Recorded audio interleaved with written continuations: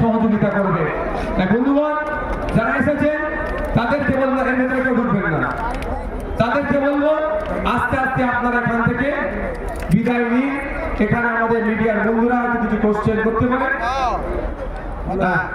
আচ্ছা, আর ধন্যবাদ জানাই ভাঙড় থেকে আমাদের যারা পঞ্চায়েত নির্বাচনে আমাদের ভাইরা আমাদের দলের জন্য জীবন উৎসর্গ করেছে, সেই পরিবারের লোক চলে এসছে। ধন্যবাদ জানাই আফরাজুলের নাম আপনারা সবাই শুনেছেন। গুজরাটে কিভাবে তারপরে রাজস্থানে কিভাবে তারপরে নৃশংস হত্যা করে তাকে খুন করেছিল, তার পরিবারের আছে। আমি সত্যি একটা কথা আপনাদের বলি, রাজ্য সরকার চলছে না, সরকার নয়টা সার্কাস চলছে। ৬,০০০ টাকার মাইনে নাকি সরকারি কর্মচারী। আজকে ডেটে সরকারি কর্মচারী ৬,০০০ টাকার মাইনে আছে? আফরাজুলের মেয়েকে বিয়ে করাচ্ছে, মানে বুঝতে পারছেন কি বিচারিতা করছে। আপনাদের বলবো যে আমাদেরকে সজাগ সতর্ক হতে হবে, আগামী দিনের জন্য তৈরি হতে হবে।